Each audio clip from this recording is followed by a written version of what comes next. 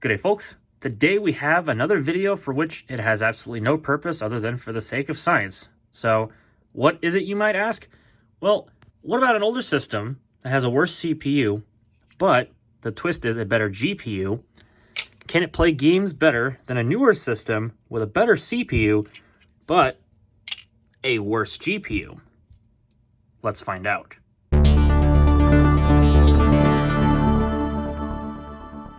So this video, I'm intending to kind of make a mishmash of two video ideas into one, just for the sake of, well, convenience for those who are curious.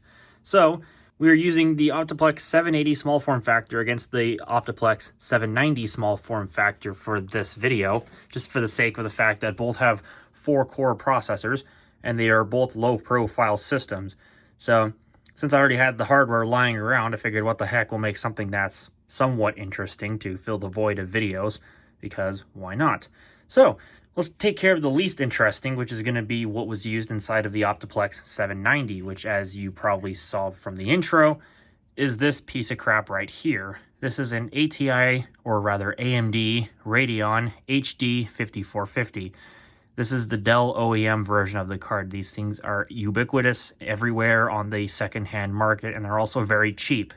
But for a reason, they're very cheap. And that is for a couple of different reasons. One of which is that these Dell cards use what is known as DMS59.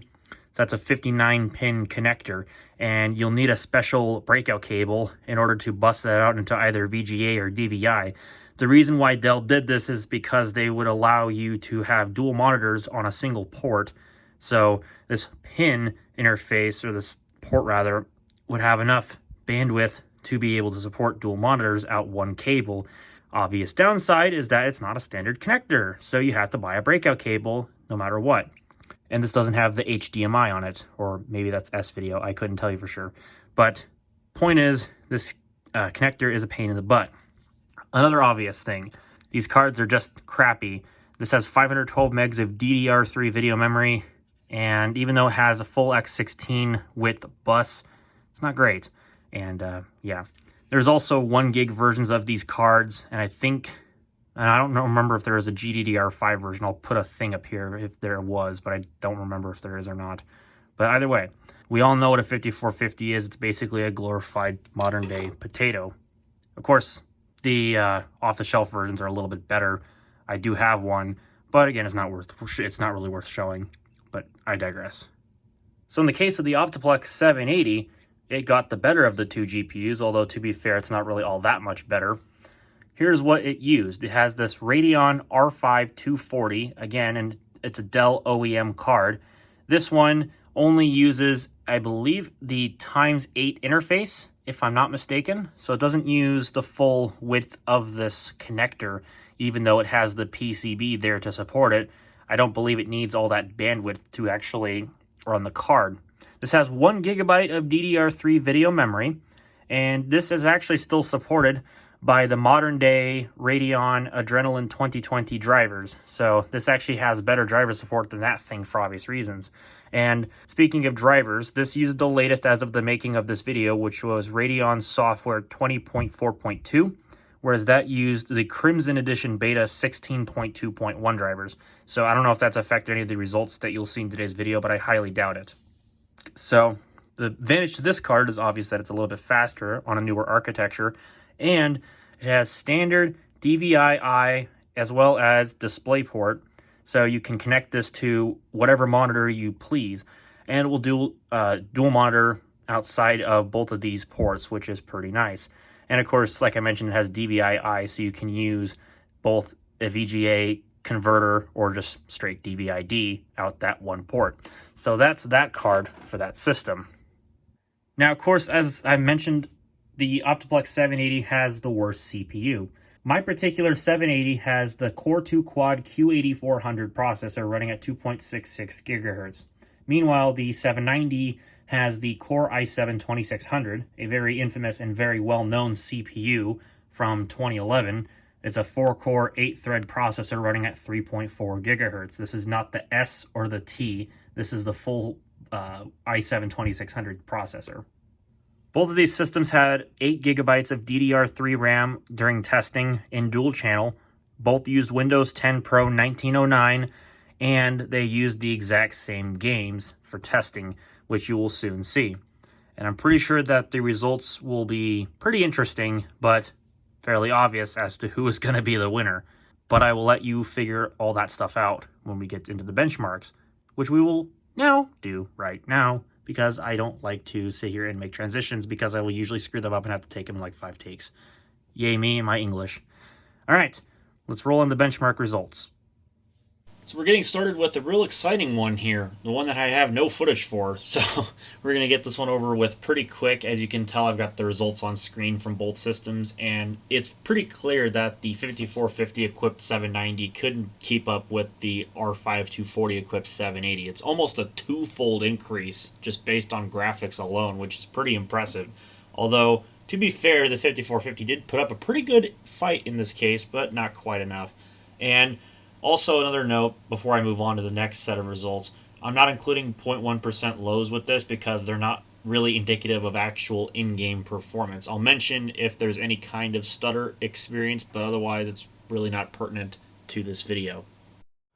Alright, let's get started with the potato title, and that is 2013 Tomb Raider. Again, a game that really does not like lower-end graphics cards, particularly a 5450, which got an average of just barely 40 frames per second here on the benchmark at 800 by 600 low, as you can see, with a 1% low of precisely 30.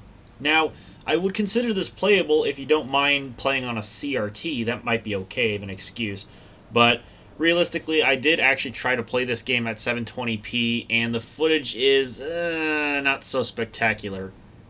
It's not really all that great. Now, on the OptiPlex 780, with the same 720p resolution, it averaged 58.4 frames per second with a 1% low of 44.3. So, obviously, a 5450 is not meant for a game such as this, but, well, we knew that. On the other side of the fence, the R5240 and the OptiPlex 780 should have no problem playing this game.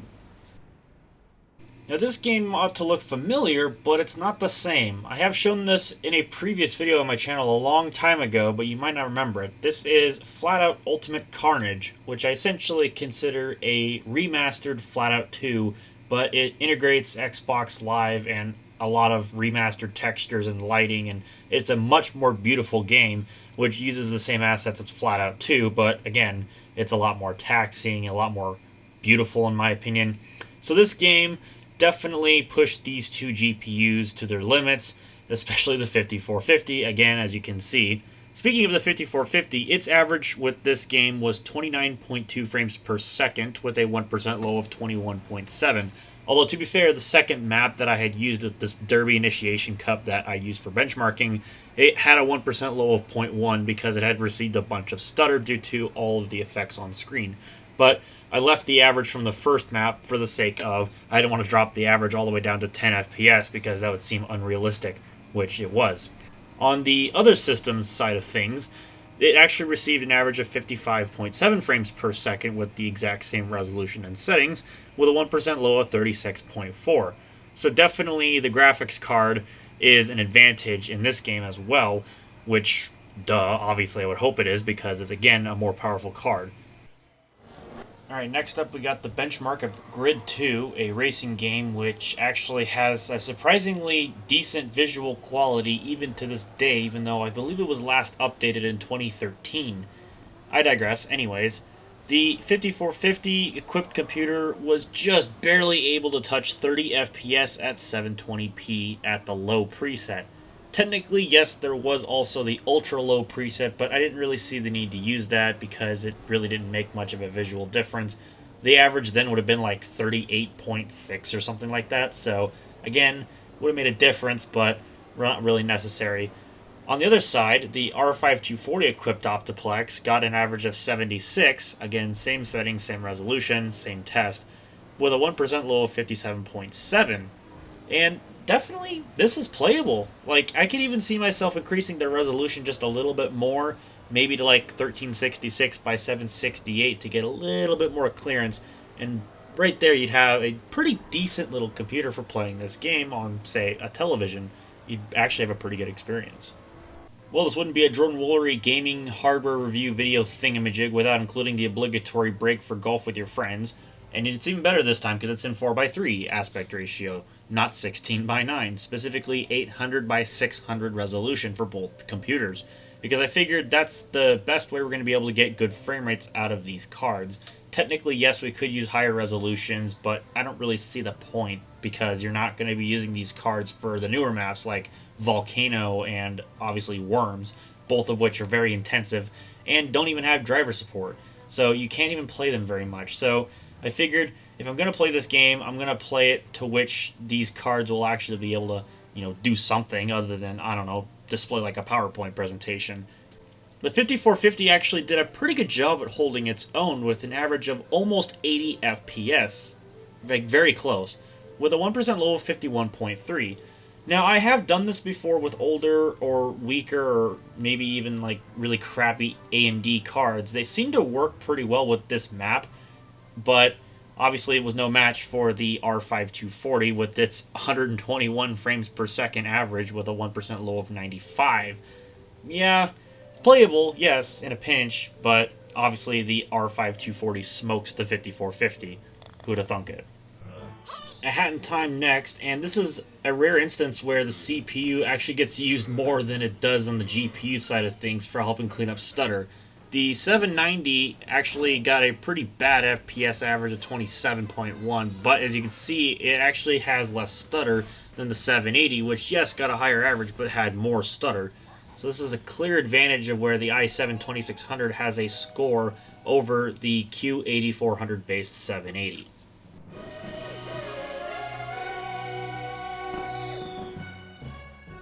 Alright, Grand Theft Auto 4 next, and oh yeah, the results are bad. They're real bad. But obviously I expected that to be the case. Now as you can see, based on MSI Afterburner being massive on the screen once again, we are running at the great resolution of 800 by 600, and unfortunately it looks like the resolution caused the video to get skewed, so it looks real worse than it actually was on my screen, so I apologize about that. Both systems and their averages were not brilliant, and especially considering the settings we were running at, which was basically everything as low as it can go, except for, like, card details or whatever, but, negligible differences.